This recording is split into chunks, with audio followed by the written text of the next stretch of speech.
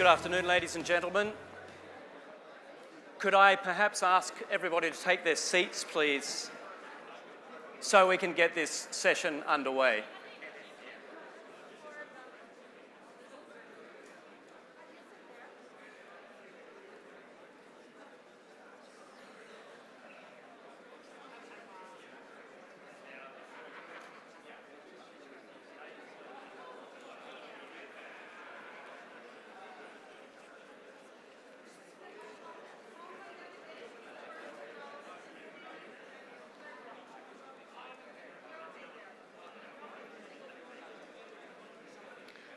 We'll just wait a couple of minutes until the people coming in are seated.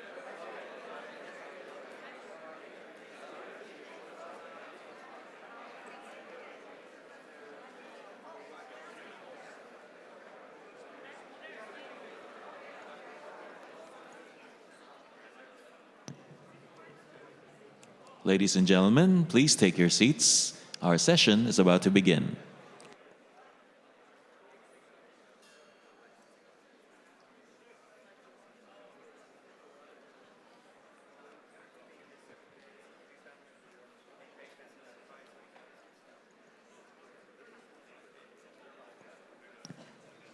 Ladies and gentlemen, the session has begun. Please take your seats now. Okay. Thank you very much, and a very good afternoon to everybody here for this session, which I think is addressing one of the fundamental issues facing APEC, which is, of course, where to from here? What is the next horizon for trade in the APEC region? Where do we go to from here? Now, I'm sure it hasn't escaped your notice that with the failure of the Doha round of talks to the World Trade Organization, there has been something of a proliferation of regional trade deals. Many of them, of course, in this area. The TPP, the Regional Comprehensive Economic Partnership, APEC's own, very early days, but the Free Trade Area for Asia Pacific, all now on the agenda, so to speak, in spite of or because of the failure of the WTO talks, not clear yet. But certainly it does raise the questions, can they work together? Do these trade deals actually overlap and dovetail? Are they rival trade blocs? These are the sort of questions we're going to be looking at with our session today. And we're also going to be looking at the complementary policies, the policies you need to make trade work in this region. What's being done, what needs to be done to make trade better. And as you are aware, we have a very, very distinguished panel today. We have not one but two heads of state from two very dynamic and very open economies. So I would like you to join me in welcoming our first speaker today, the Prime Minister of New Zealand, Mr. John Key.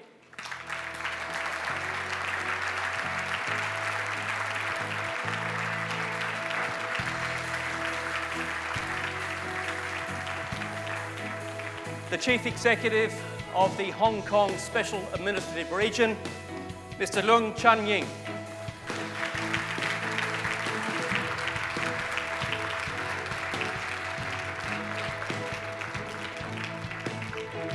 The Chief Operating Officer of FedEx, Mr. David Cunningham.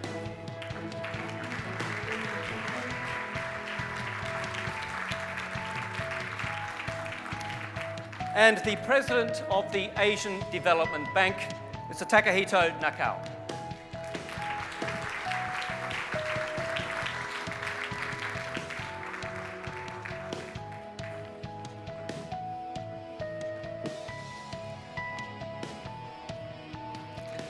Gentlemen, thank you very much for your valuable time today. It is greatly appreciated. Now, I would like to start with Mr. Key, Prime Minister of, as I said, a very successful and very open economy, a country that 30 years ago was one of the more regulated, one of the most regulated economies, today one of the least regulated, who believes in open trade, a member of TPP, and also a member of the Regional Comprehensive Platform. From where you sit, being involved so intimately for so long with trade in this region, what's the vision? What do you see is the way forward? Well, Andrew, firstly, thanks for the opportunity to be here on the panel. I acknowledge my panel members that are here. I suppose as a starting point, as a brief bit of history, I mean, you're quite right, New Zealand was a very closed economy. Up until 1984, really restrictions on absolutely everything happening in New Zealand, and they had the impacts that you would expect. I mean, we really didn't, outside of probably exporting lamb chops and a few things off the land, produce things that were terribly competitive. And because of the changes that occurred in our economy with Britain going into the European Common Market in the early 1970s and the oil crisis, by 1984 New Zealand really was in a financially difficult position and had to change. And so from that point on you saw tremendous opening up of New Zealand and deregulation on so many fronts, and that really was pronounced when it came to trade. So in 1983 we signed CER, close economic relations with Australia, probably the most comprehensive trade deal that you can find. 16 years later, in 1999, we signed a deal with Singapore, and subsequent to then there's been a lot of different trade deals signed. In the time that I've been Prime Minister, we've effectively signed up all parts of One China. So the previous government had just finished the paperwork on the first OECD developed country to have a free trade agreement with China. We've extended that to all parts of One China, Hong Kong and Taiwan.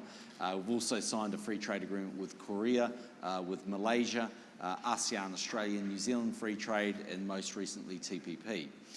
So I suppose our view would be that for a country like New Zealand, 4.5 million people at the bottom of the world, no one owes us a living. We're certainly not going to get rich selling things to each other, and so we believe enormously in the benefits that come from free trade. To give you some example of that, if you look at the free trade agreement we signed with China, the estimated benefits for New Zealand were $115 million worth of tariff reductions and about $1 billion of additional benefits. When it comes to TPP, on a like-for-like basis, we estimate the reduction in tariffs to be about a $259 million benefit and a $3 billion overall benefit to the economy. The interesting thing with the China FTA is we outperformed that by 11 times more than what we actually thought the best modelling would be. And that's because the economists model this very much on a static basis of what the reduction in tariffs will mean, not what the elasticity of demand will be when consumers can buy those products at a much lower price. So from our point of view, we live in a world where we would like to see much greater capacity for us to trade on a level playing field in open markets. And so we are great believers in not only what's been achieved through TPP, but hopefully there'll be an extension of TPP with more countries joining. We're also members of RCEP, and we believe that's complementary, and we'd love to see that completed as well. But we are very strongly of the view that in a world where tariffs and quotas and restrictions aren't in place, countries actually rise up to that challenge. They obviously embrace that. Your companies become much more competitive on a global basis. It's a great thing for consumers, but it's also a very good thing for your own country. And we have never signed a free trade agreement with any country where we haven't seen benefits and extended benefits to both sides. And I suppose the only other last point I'd really make is that and the chief executive of Hong Kong doesn't need any encouragement. This is he's a rabid free trader like we are in New Zealand. But what I would say is that you will always get resistance to free trade agreements. Even in New Zealand, there were protests when it came to TPP. So I had protesters following me around the country for about 12 months during that period of time. I'd just simply make the point I made when I was at the G20 in Brisbane a year or so ago, which is you will always get those protesters, so don't sign up, I think, to a poor quality deal, because if you're just simply doing that because you think you'll get less concern and less protesters, it won't happen. Those people who are opposed to free trade will be opposed whether the deal is good, bad or indifferent. And I think we actually do have to strive for free trade agreements that actually materially make a difference. So if you think about TPP, for all of the challenges of the negotiations, and the big sticking points were obviously agriculture, when it came to intellectual property, particularly around pharmaceuticals and automobiles. When you look at what happened there, we've still seen from New Zealand's point of view a 93% elimination of tariffs over time. So a very comprehensive, quite high quality deal, and we would encourage more of that. So that's really our perspective on free trade. It's interesting you mentioned that about the protest, because my perspective is, or perception is, that we really have moved a long way from Seattle and those big protests we all remember. There is protest, but much less so now, but that's a topic we will discuss a bit later. You mentioned Mr. Leung, a fellow free, open market trader. Mr. Leung, can you tell us, as a leader of Hong Kong, and Hong Kong has this reputation as a very dynamic and open economy, what is your vision for the future? What is the right way forward? We believe firmly in the further expansion of the economies in the APEC zone. I don't think we need to sort of talk about the virtues or the whys of promoting free trade. We don't even need to talk about what free trade is. Both Hong Kong and New Zealand, and there are many other economies out there, but the two economies that are represented on this platform have proved the virtues and the whys of promoting free trade. Going forward, what I think we need to do is to seriously look at the hows. I think the Doha round has not been successful. We need to look at the many plurilateral and bilateral free trade arrangements between and among economies in this region and in other parts of the world too. But I think while we, as the freest economy in the world, we've been ranked the freest economy in the world for 20 years in a row.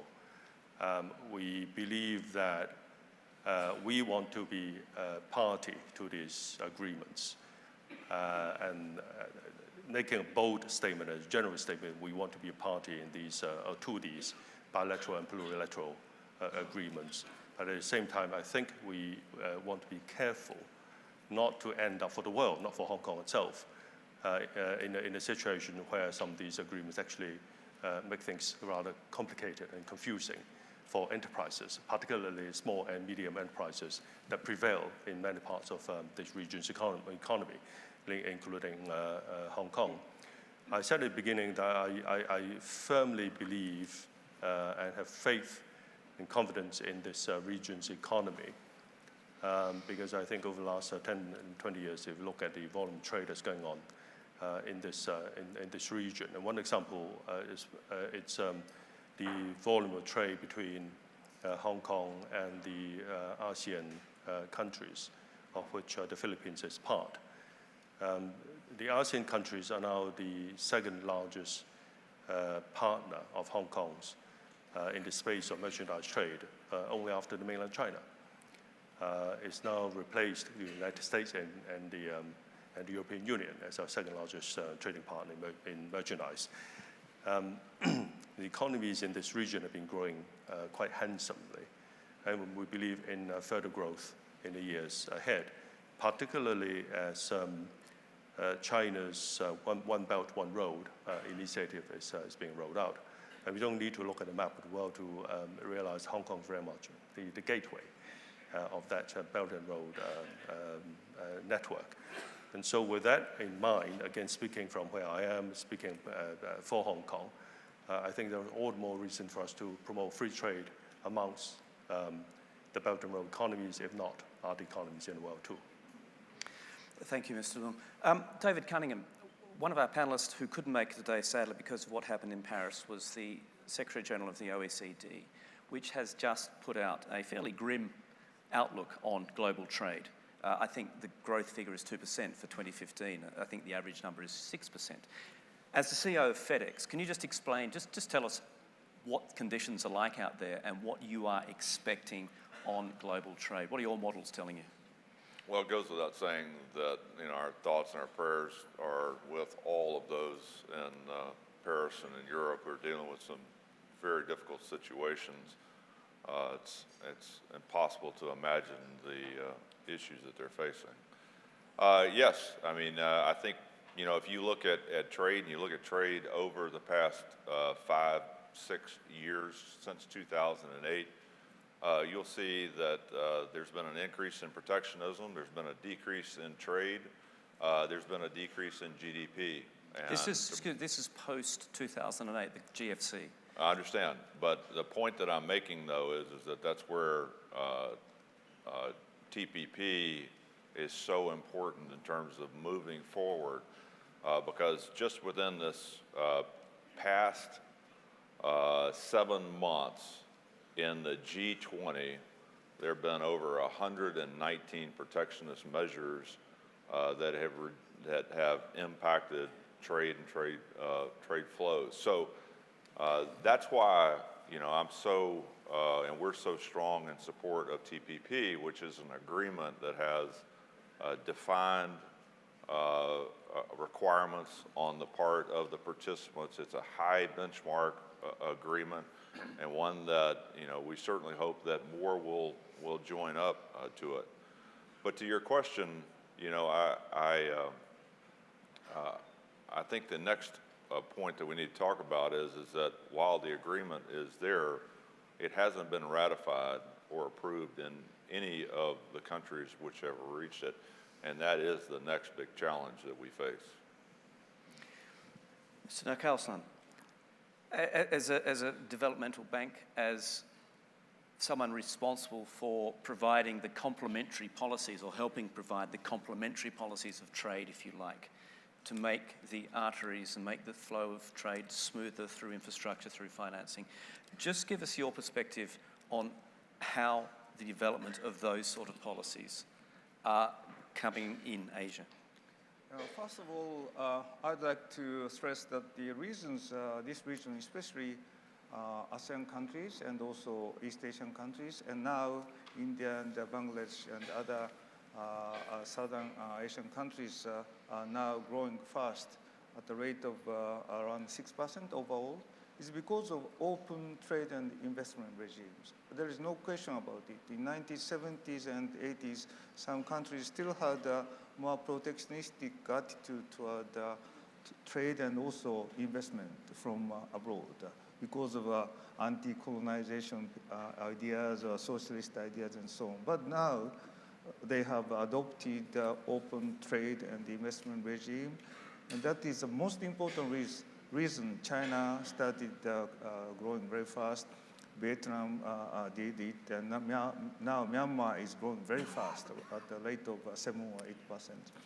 So how we can continue this kind of momentum, and in that regard, TPP and other initiatives like RCEP, RCEP among ASEAN plus 6 countries, ASEAN plus 3 countries are so important. And ADB on our part is promoting this kind of momentum by investing in connectivity projects over road and railways, sometimes cross borders, especially Greater Mekong sub-regions. They are all connected among ASEAN countries. So we are promoting investment in the infrastructure over cross borders.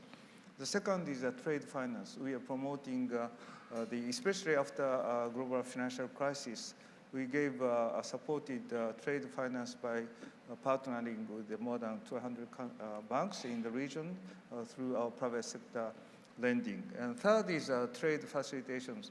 We are promoting the ideas of better customs clearance, single window approaches and so on in ASEAN countries and Greater Mekong sub-regions. So those are 3 main elements we are trying to support trade. Although trade growth is, as you said, now slower than the GDP growth, and it's not the case 10 years ago. The trade grew faster than the GDP, but we are now facing slower trade. It is partly because of a slowdown of China. The commodities trade is, slowing down even further because of less, commodity resource dependent growth pattern of China. So there is a slowdown. So how can we once again promote, encourage trade through these initiatives, and also by looking at the value chains between countries, how we can foster value chains in these countries, and also what we call a production network either way. So those are challenges to us. I just want to open this up to more discussion now. And two speakers, both the Prime Minister and David Cunningham, did mention TPP quite strongly there. Prime Minister, to you first of all, can there be a trade deal in Asia Pacific that excludes either the US or China? Because that's what we have at the moment. We have a TTP that excludes China and RCEP that excludes the US. Is that workable, or do you have to make this work properly, do you have to have one overarching trade deal? And if you do, which one is it? Which do you think works? Well, obviously you can have that because TPP's been concluded so far with 12 partners, and China's not part of that, and neither is India, which is again also from a demographics point of view, a huge economy and growing rapidly. But the question is that the best position, I'd say, well, that's suboptimal compared to having all of the partners, included in one grouping. It also depends on the existing free trade agreements you have. So if you take New Zealand, the big reductions in tariffs and benefits that came to New Zealand came in the countries we didn't have a free trade agreement with. So when we signed TPP, we really didn't have, prior to that, a free trade agreement with the United States, with Mexico, with Canada, or Japan. So that's where the $259 million worth of benefit came, and the $3 billion, because with a lot of the other countries, existing members, we had an FTA. So in our case, if China was, for instance, to join TPP, probably the benefits for New Zealand would be fairly small because we've already covered all of that through our existing agreements. But I think if you take a step sort of further back, you'd have to say, as Chief Executive did, I think that the WTO process isn't working well. It's failing us. And there's no great sign that it's actually going to improve anytime soon. So in the absence of that, then we need these regional deals to be as broad as possible. And I think you'll either see a situation where other countries will voluntarily sign up to TPP, or alternatively, RCEP will come into fruition, and maybe they'll sit alongside each other. They can sit alongside each other. Well, they can. It's not ideal, or it doesn't really matter, as long as there's a free trade agreement in there. It's not perfect, and currently India is not a member of APEC, of course, so they're excluded. And if you think about TPP, its genesis comes from the APEC economies. I mean, I think in the perfect world, you'd get to a situation where FTAP is concluded. All of the 21 countries and economies that sit within APEC are included in a free trade agreement, and actually, bluntly, India would be part of that group because of its sheer size and significance. So that would be our ambition. Mr. Leung, would you agree with that? I mean, in an ideal world, an overarching one trade policy, one trade deal. In the ideal world, yes. I think WTO was an attempt at that. And why did it fail? We want to be careful looking at these RCEPs and bilateral trade agreements and other plurilateral agreements, not to end up with or end up in a spaghetti bowl of trade agreements.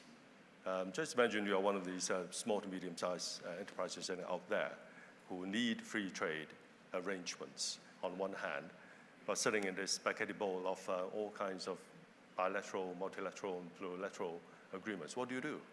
I mean, it would be highly confusing. It might even be counterproductive. And that's what we are seeing that. David, from FedEx's point of view, are you seeing this, the spaghetti bowl, if you like, where small and medium-sized enterprises are being penalised because of different rules applying to different free trade agreements? Absolutely. I mean, I've sort of got one leg or foot that's been in Asia and in Hong Kong for the past 22 years, and I've got one that's back in the U.S. And so, the great thing about a bilateral agreement is that it connects two countries and simplifies rules. The bad thing about multiple free trade agreements is the complexity.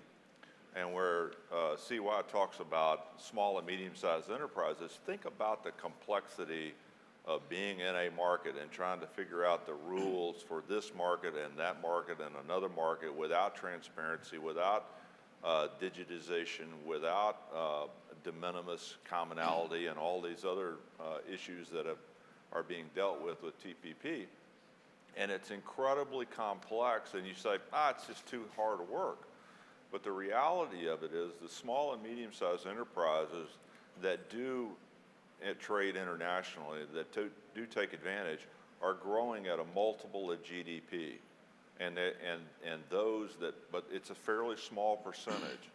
And when we think about programs like TPP or what we're really trying to do is lift up, make it available to those small and medium-sized enterprises, which represent 99% of employers and half of employees in the world, make available to them what's available to global and national corporations, and that benefits all. Mm. One of the other issues I think you'd have to say also is that every country, large or small, only has a finite amount of resource to negotiate these free trade agreements. So if you'll put as much energy into a bilateral negotiation as you will a regional negotiation or a multilateral negotiation. And even if you're the United States with all of the might of USTR, there's a limit to actually how much they can negotiate at one given point in time and how much political capital you can expend on that. So the issue is, if one of an argument, New Zealand wants to have a free trade agreement negotiated with Korea, we'll have as many people on that as we almost will on TPP. So that's the problem when you're trying to negotiate hundreds of bilateral deals. You've just got so many people tied up. It's a highly inefficient way of operating. Which brings us just back to this point about, it sounds to the panel is in agreement that it would be for efficiency's sake and for clarity and for transparency to have one deal. And we did have a World Trade Organization. The Doha round, as we know, is not working. Yeah, on that issue, of course, it's better if we can have one single worldwide, trade agreement. But realistically, trade is bilateral. It's not like finance. It's more bilateral. So negotiation is needed between countries. And in that regard, I really appreciate the impact of positive impact of the TPP and also RCEP by ASEAN plus 3 countries and ASEAN economic communities. These arrangements would reduce the tariff, and among ASEAN countries, 96% of tariff line is already zero. And if we look at only ASEAN original 6 countries, it is 99% of tariff is already zero. So it means that there is a tremendous impact on lowering tariff. But in addition, I'd like to stress the importance of harmonizing intellectual property rights protections and also service sector regulations and the harmonization of dispute mechanisms. So from FedEx point of view, from company's point of view, the spaghetti bowling is a serious issue. But from the perspective of promoting lower barriers in tariff and non-tariff barriers, service harmonization, and so on, if countries make efforts to lower those bars, it would have a tremendous impact, and it would be paving the way for more global initiatives. So in short, I think trade creation impact versus the diversion impact can be tremendous. Although I agree that for the inconvenience of taking over so many different tariff structures and so on, it would cause a trouble. But overall, this is a way to go to the more liberalized trade system overall. I was just going to ask CY, as Hong Kong, a founding signatory to the World Trade Organization, is there a chance that with this new round of trade deals that it will re-spark interest in getting the Doha round back on track, or is it actually taking it further away? Well, I do see, despite the if like shortcomings or even failure of WTO, I do see the significance and the importance of having a multilateral trading system, such as WTO. It is very important because it provides stability and authority. I think we should not give up on WTO. While as if like a stopgap or one-off measures, we are reasonably happy with the bilateral and plurilateral agreements that we have. But these are basically sort of fallback positions. I think if at all possible, as a key proponent of free trade in the world with no barrier, NO, and not low, just low barrier for Hong Kong, we'd like to see a solid global arrangement. Which would be under a WTO auspices, I guess. Yeah. Prime Minister, do you see the WTO as a spent force? Do you? Look, we're ever hopeful. I guess the only thing I would sort of say realistically is that the last successful round in the WTO was Uruguay, and that was nearly 20 years ago. And it's a long time between drinks. You know, I mean, we're kind of keen to make progress. And when you said earlier, well, why does it fail? I mean, there's no point in sort of pointing fingers at people, but inevitably, when it comes down to a free trade agreement, the sticking point is always agriculture, certain manufactured items like cars, and to a certain degree, intellectual property. And if you look at TPP, there were 23 chapters, but in the end, all the work came down to those three areas. That's why the Maui round failed, and it was what took a successful outcome in Atlanta, was to find agreement in that. And if you think about when Doha fell over some years ago, it in the end was the agricultural lobby that was stopping that. And so my only point is that to make a free trade agreement successful, you eventually have to burn some political capital. I mean, those 12 leaders that signed up to TPP, bluntly led by Obama, eventually said, we're going to do this. And it's not easy stuff for Shinzo Abe in Japan. It wasn't easy for Stephen Harper facing an election in Canada. What about you? Well, for us, I mean, we come from a little country at the bottom of the world. No one owes us a living. Most New Zealanders are of the view that we've been hugely successful as a result of free trade. So, yep, there were challenges and there were protests and there was some pushback. But to the point David made, I mean, our Parliament will pass TPP. It goes through a sort of vetting process and we'll get through there. I think he's right to point out there are real challenges of ultimately still getting it through the House in the US, but in the end, President Obama got TPA through, and I think in the end he'll get TPP through. Let's assume that TPP is viable and it will get the correct ratification. The question I want to turn to now is the rules-based TPP versus the tariff/duties model, if you like. This is much more binding. The TPP is much more binding on labour issues, on environmental issues, on third-party arbitration issues. Perhaps I'll start with you, Mr. Leung. Do you see this more rules-based approach? As David was saying, it gives clarity for SMEs. It gives clarity for more people. Do you think that is the next way forward? Are we moving in that direction? Hong Kong's very much a rule-based economy, and we welcome rule-based trade arrangements with other economies. But at the same time, I think the PPP has taken a high benchmark approach. And these high benchmarks and high standards could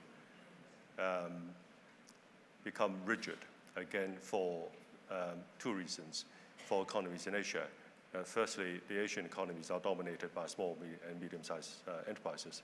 And secondly, the economies in Asia are very diverse. I mean, Asia is very much a continent of contrast, and that definitely applies to the composition of our economies. It could become inflexible when it comes to application to each and every of the economies in Asia.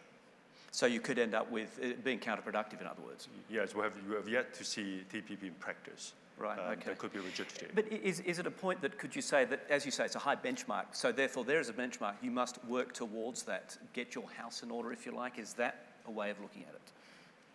Mr. Leung? Well, yes, I think it's good to set high benchmarks, and I think in the TPP arrangement we see things such as digital trade, e-commerce, and investment, and so on. And these, on the application level, could produce difficulties for Asian economies. Nikao-san, can I ask you your comments on that? Do you see the rules-based TPP as the way forward, or should it be more based on just cutting tariffs and opening trade that way? Oh, yeah, of course, there are many areas we should work together to harmonize the system. And it's not just a tariff, which is important. Of course, we should have a harmonized system of intellectual property protections and also the dispute mechanism and trade facilitations like customs clearance. So we should aim at more harmonized rules in countries. So in that regard, the TPP has provided good model to go ahead, but to go in that direction. But RCEP, for instance, ASEAN Plus 6 initiative and ASEAN Economic Communities, they have a different kind of set of approaches, but it's not necessarily not the rule-based approach. They are also targeting a rule-based approach, but with a softer, and also less speedier approaches. But we are going in the same directions, and that would help. But during that time of the process, maybe it would cause some trouble, difficulty to businesses. But of course, we should go in that direction. John Key, as a signatory, obviously, to TPP, when the chief executive of Hong Kong says it could be counterproductive, how would you respond to that? I think it depends on your starting point. So it's interesting within TPP, it's not universal everywhere. The rules actually and the tariff elimination varies within countries. And so it's not a stock standard approach everywhere. And so what I think actually is important there is it's firstly a lot easier for a country like New Zealand, which has high levels of transparency, open SOE procurement. All of those things make being a signatory to TPP for us a lot easier. Secondly, my understanding is that for countries that are emerging and developing, like Vietnam, for instance, they have more time, they have greater flexibility. So without that, it would be very difficult for them to sign up. The one area where there was some, at least, discussion, debate, pushback is around investor-state dispute, which you pointed out earlier.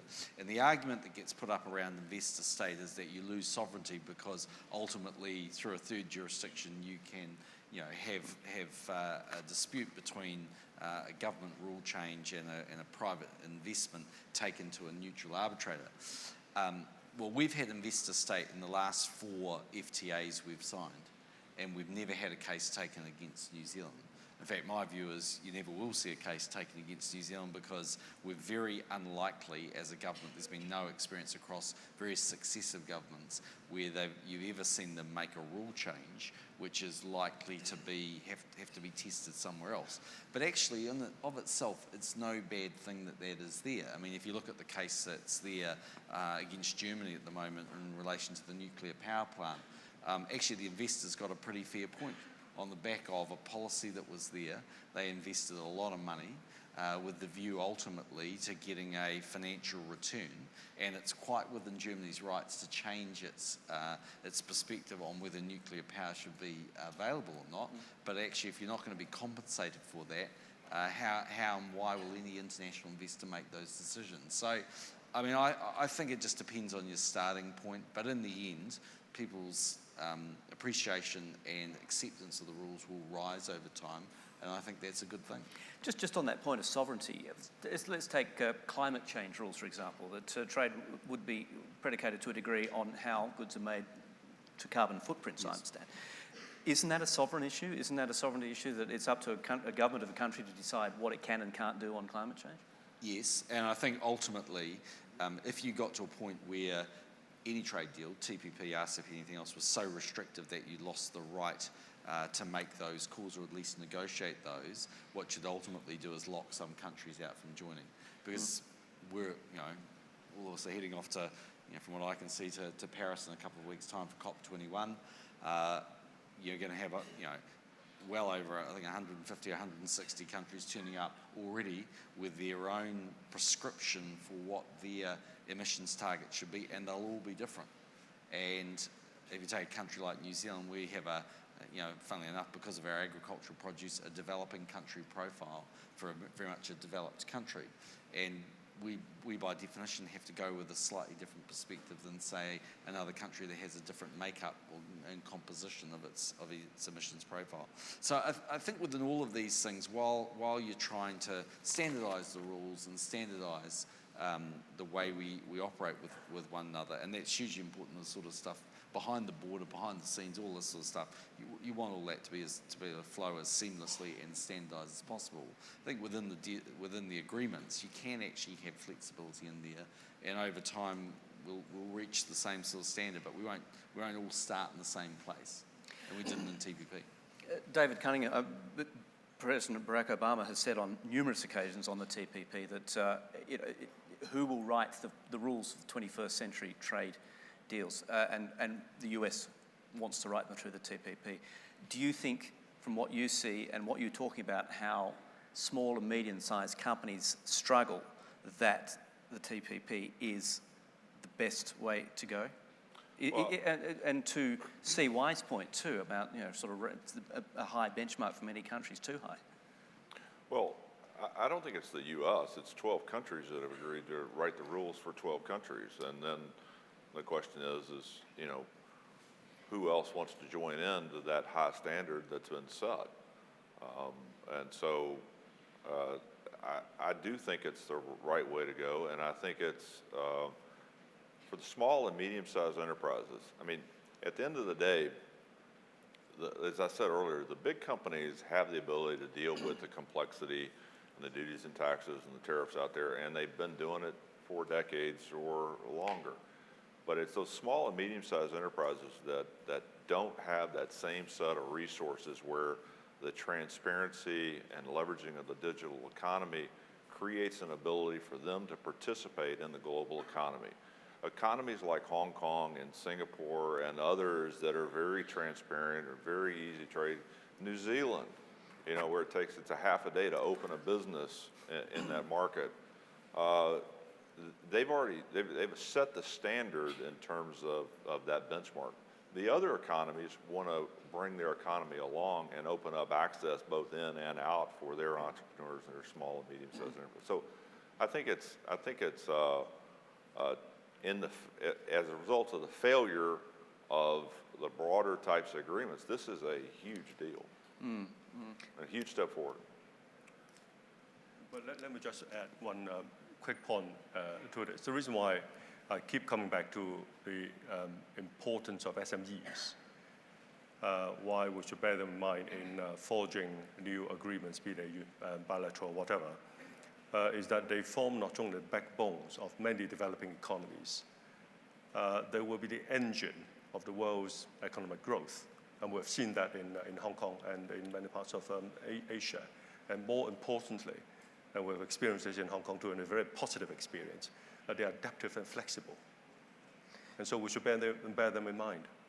Do you think generally that SMEs are looked after well enough in trade deals, or do trade deals tend to favour bigger companies? Well, if you look at the other side of your question, I would say if we have an efficient and a user-friendly free trade platform for them, we'll see much higher growth rates in international trade and also domestic growth.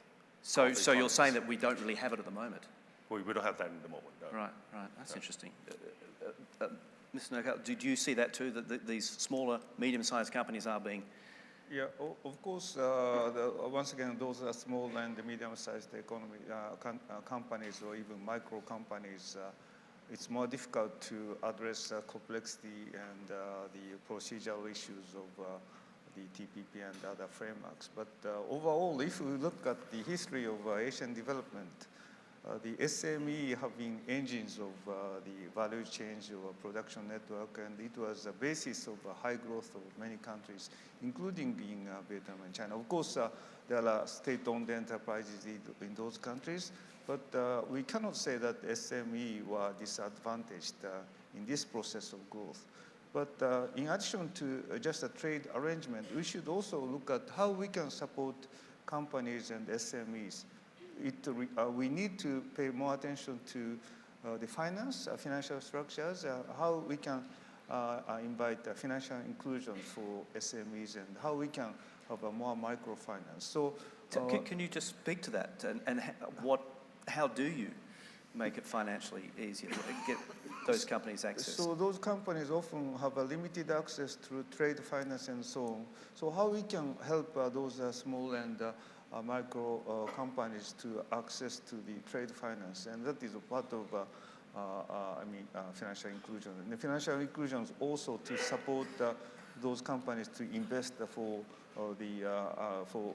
getting advantage of these trade networks. So in case of ADB, we have been supporting partner banks including in the Vietnam and Laos and Cambodia and so on, to establish a framework of microfinance. And we lend to those partner banks, and those partner banks then on lend to those small and medium-sized enterprises or even micro companies. So that kind of initiative should be even further encouraged in ASEAN framework, in the TPP framework and so on. And it would help the companies to deal with the opportunities. And of course, you deal with developing economies.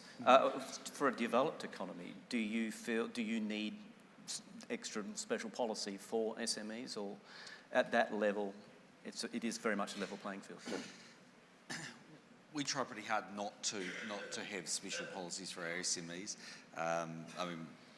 I agree they're the engine room of growth. I mean, they're 95% of the businesses in New Zealand are big employers, and when they're taking on an additional 1 or 2 workers over time, that's what's really moving the dial when it comes to employment and the likes. I just think the problem, once you start setting those rules, it becomes very challenging, because company structures change and all those sorts of things.